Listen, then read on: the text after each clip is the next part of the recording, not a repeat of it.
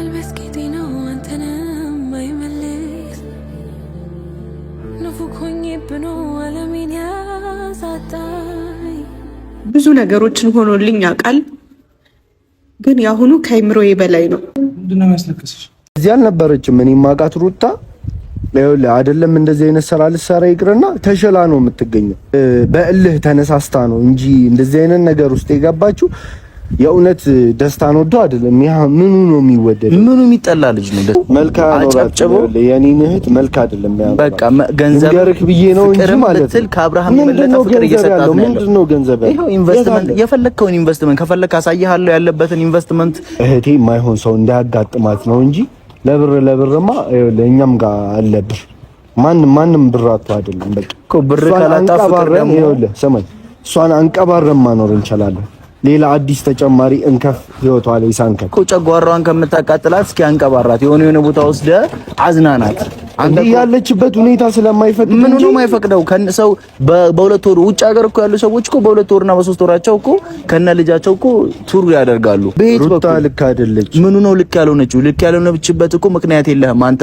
መጀመሪያ እዩ ኢንተርቴንመንት ትናንትና ከአብርሃም ጋር ሲበላ ሲጠጣ የነበረ ዛሬ አብርሃምን ከርቶ ኢንቨስትመንት አለው።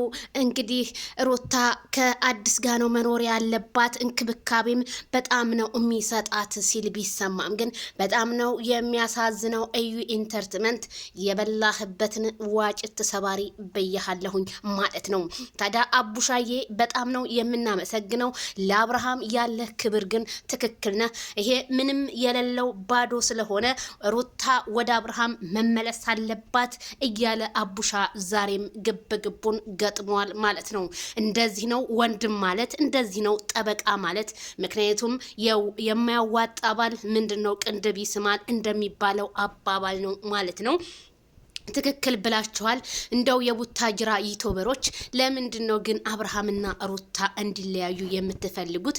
በጣም ነው የምታሳዝኑት። ሰው አብሮ ሲበላ ሲጠጣ ሲያምርበት ሲራመድ እናንተ እነሱን ለማስጠላት ግን ዙሪያ ጥምጥም መሄዳችሁ በጣም ነው የሚያሳፍረው እላለሁኝ ማለት ነው። ጭራሽ እንኳን ኢንቨስትመንት አይደለም ከአሜሪካ ነው የመጣው ስትላል ነበር እንደ እዩ ኢንተርቴንመንት። ታዲያ ዛሬ እንኳን ኢንቨስትመንት መርካቶ ላይ ቲማቲም እንኳን የለውም ዳኔሙ ታስረግጬ ስነግር ማለት ነው።